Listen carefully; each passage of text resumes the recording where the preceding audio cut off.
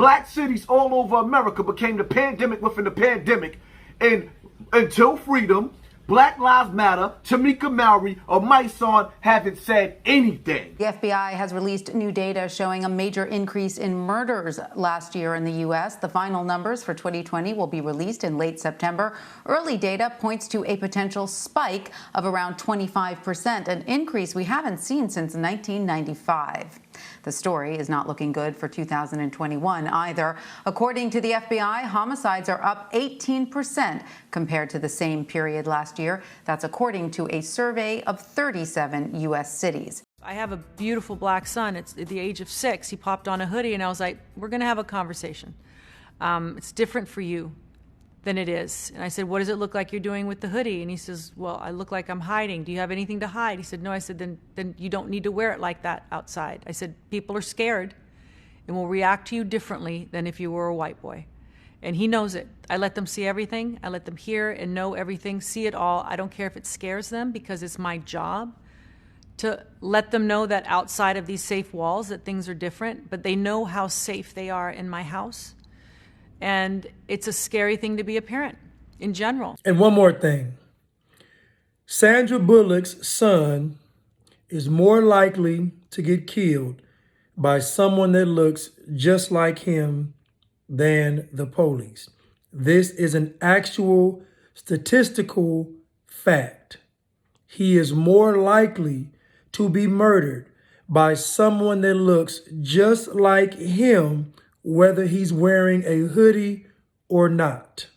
In the 8 years that Obama, the Mac Daddy, was president, allegedly president, and y'all running around here like chickens with your head cut off because you think you got a black president. Over 5,000 young boys under the age of 30 years of age were killed, shot down in the streets of Chicago by another black boy. 5,000, not just black boys, but young girls were shot down. Babies in their mama's car seat were shot down by bullets coming from a black boy. Over 5,000 deaths in Chicago of black people with black on black crime. Not one march. Not one damn march. Beautiful little girl got shot down in the park on her way from home, from school. Not one march. Not one act of legislation. But yet, during the course of that same tenure, maybe 30, if that many, black youth of the same ilk of the Chicago shooters got shot down by the police, mainly because of their ignorance and their violence. And yet you black people turn hell inside out, marching, protesting, bitching, and moaning about a white man shooting a black man. Only 30 of those happened, 5,000 of the other happened, and you said, what a bunch of hypocrites. I've never seen anybody as despicable as black people. Scary thing to think that when your beautiful son grows up and becomes a man, someone's not going to treat him the way that you treat him simply because of the color of his skin. It breaks my heart. It makes me full of rage. It makes me afraid. But all I can do is my job, protect them and enlighten them, show them their power, show them how to be safe. But the system is not fair. This whole film is about a system of unfairness. And why don't we make more movies about those who are disenfranchised and aren't born into the luxuries that some of us have been lucky enough by the roll of a dice to have been born. Now, why do you think Sandra Bullock is not mentioning the real threat to her son? I will tell you, because what she is doing is reading from a script. This is propaganda. This is programming. This is conditioning. This is manipulation. This is trying to reinforce a message that if you go out into the world, you will get killed by the police. So in other words, when you go out into the world, be afraid, walk in fear, have low self-esteem, believe you are oppressed, don't try. Basically, put yourself back in slavery. Trying to make white folks ain't bothered enough.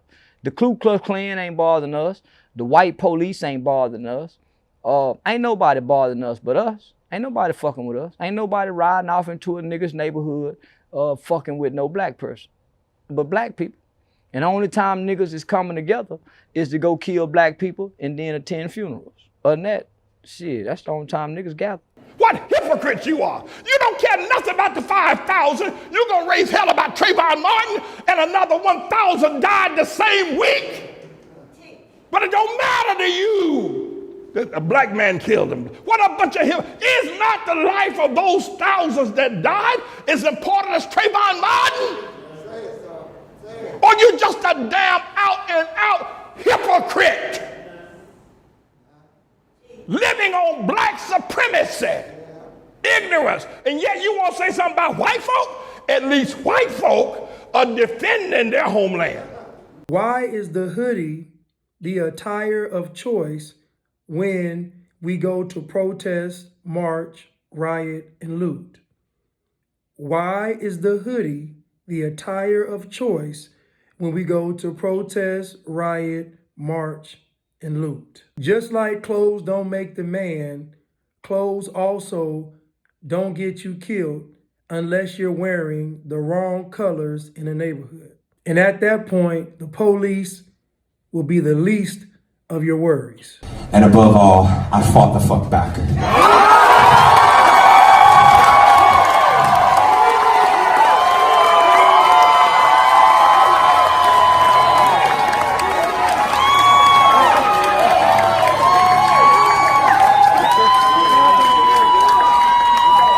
I'm the gay Tupac.